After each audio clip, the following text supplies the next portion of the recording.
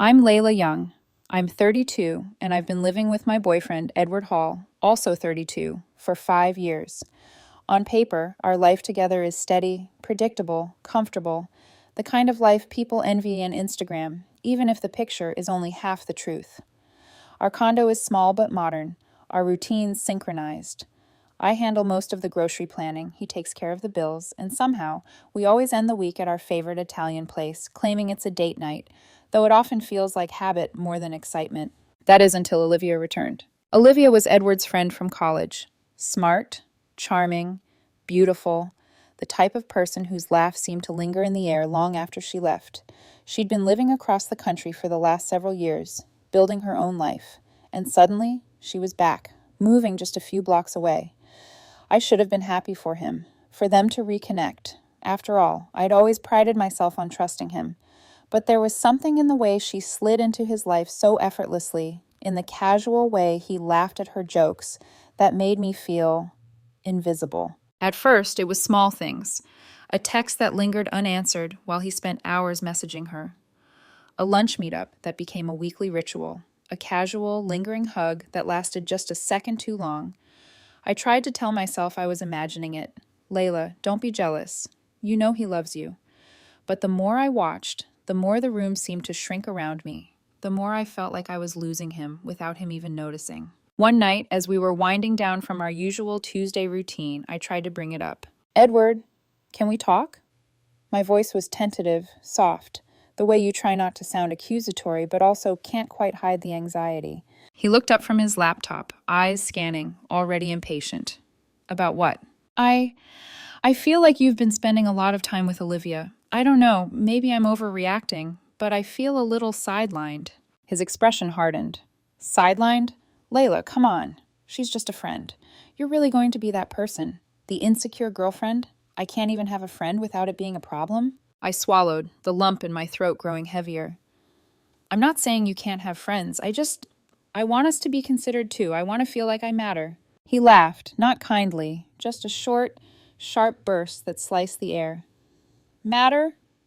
Matter? Layla, you're making this into some drama. I'm not doing anything wrong. Maybe you should relax. Relax. Right. That was the word. Like my worry, my hurt, my creeping sense of replacement was something I needed to fix, not him. Over the next few weeks, it only got worse. Drinks here, coffee there, casual messages exchanged that made my chest tighten. Every time I tried to address it, I was told I was overreacting, controlling, insecure. I started doubting myself.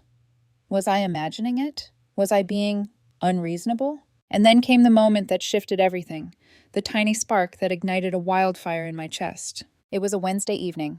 I'd been home for hours, waiting for Edward to return from another catch-up with Olivia. My phone buzzed, a message from him. Hey, heading out again? Olivia's just having a bad day. Needed some company. Be back late. I stared at the screen, the words blurring. My mind raced. A bad day? Again? Every other day? Am I just background noise in his life now? I put my phone down and walked to the living room window, staring out at the city lights. A part of me ached. Not for Edward, not entirely, but for the version of myself that trusted, that loved without fear. That version felt fragile now, like glass threatening to shatter at the slightest touch. And then an idea formed, small at first, almost laughable in its audacity. If he can treat me like this, what would happen if I showed him what it felt like? If he understood, truly understood, the sting of jealousy? I didn't say a word that night, but I started planning.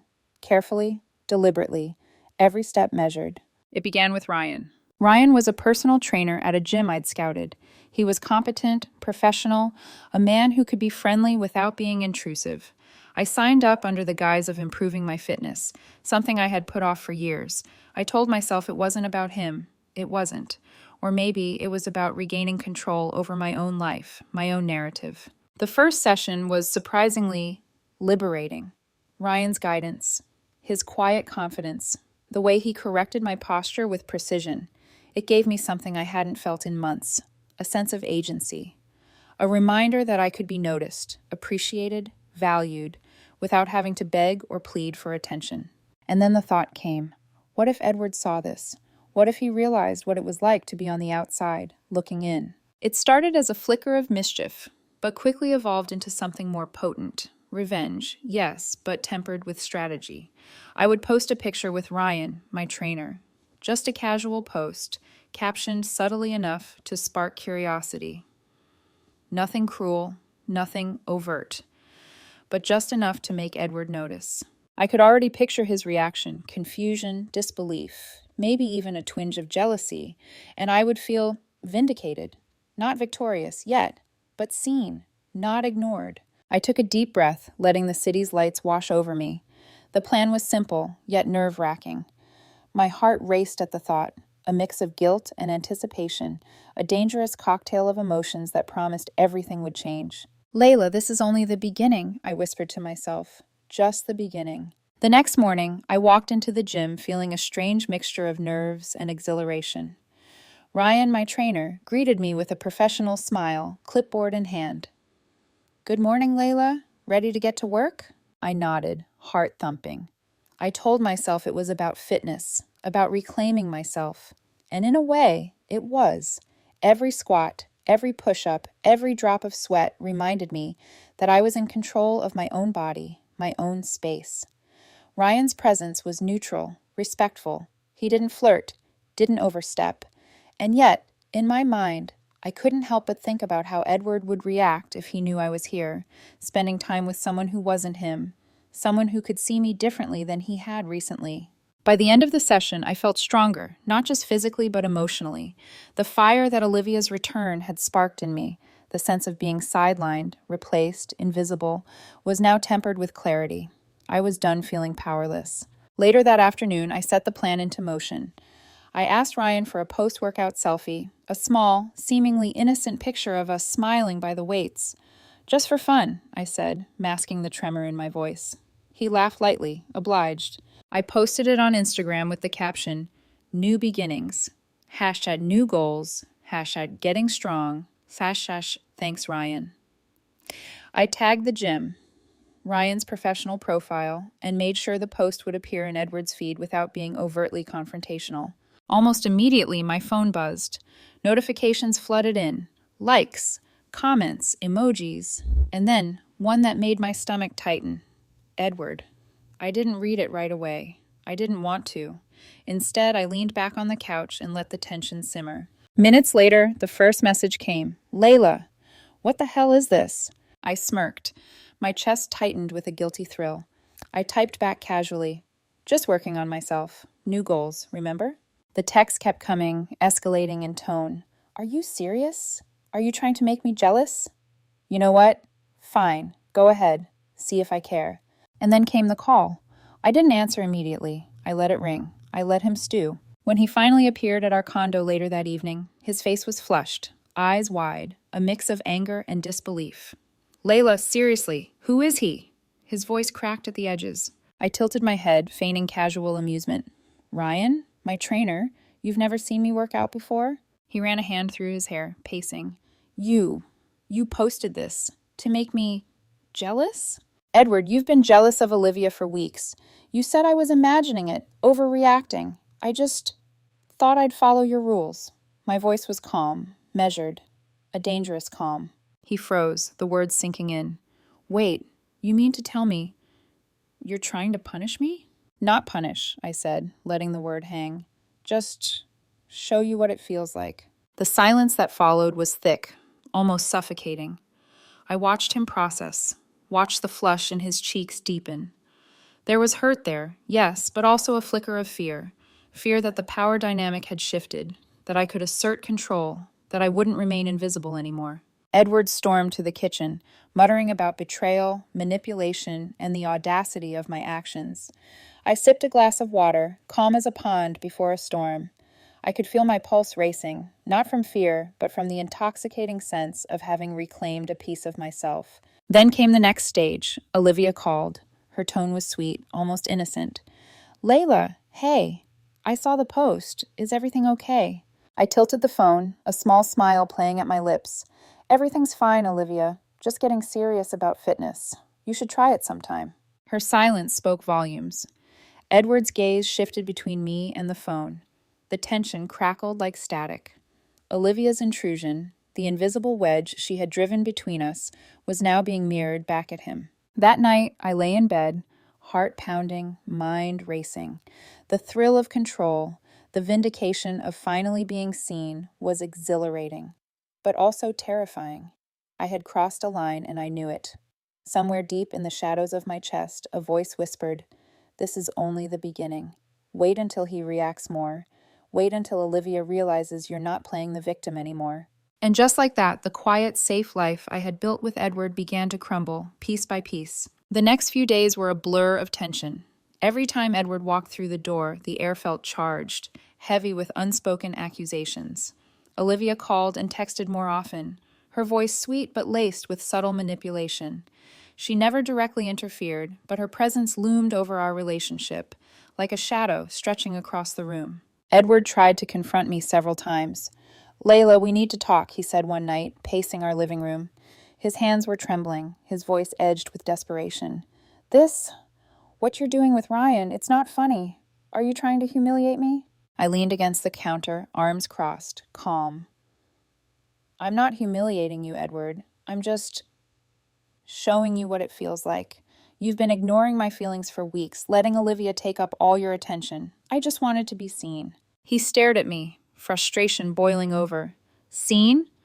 You think posting a photo makes me see you? You think jealousy fixes anything? You're impossible." I let the words sink in, savoring the sharpness of the moment. There was fear in his eyes now, a flicker of doubt. He was used to dismissing me, gaslighting me, making me feel insecure. But now, for the first time in years, I had the upper hand. It wasn't just him.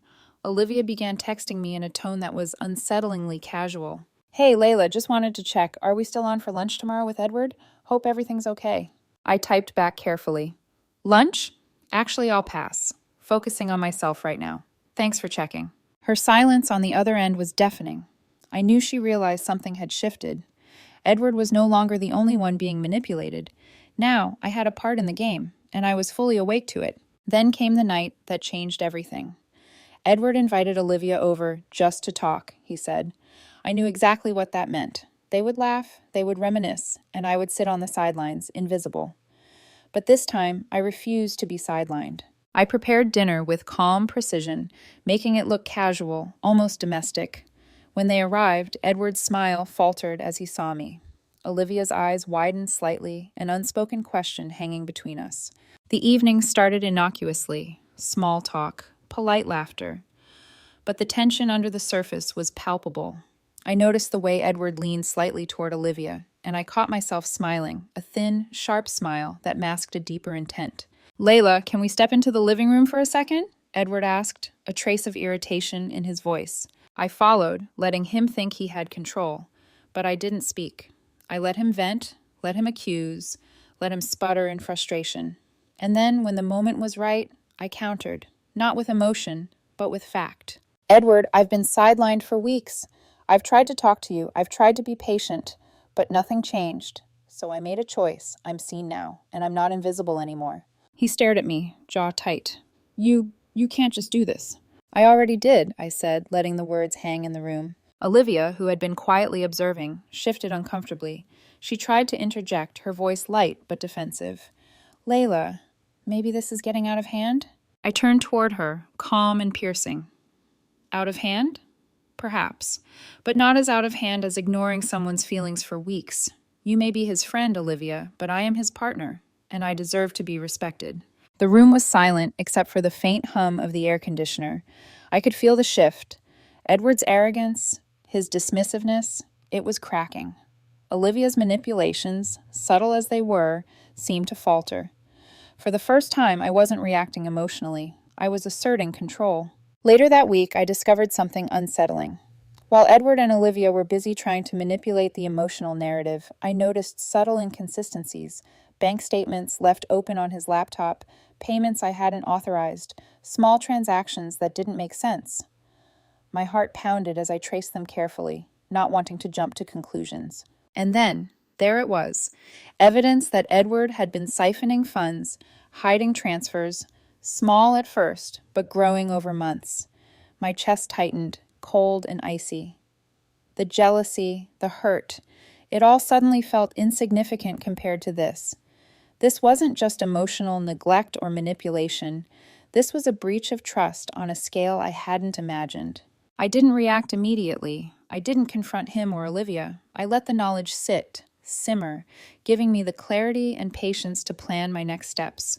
The stakes were higher now, far beyond mere jealousy or revenge. This was about reclaiming control, protecting myself, and exposing the betrayal fully when the moment was perfect. As I lay in bed that night, my mind replayed the week's events, the tension, the arguments, the shifting loyalties. It had all been building toward this revelation.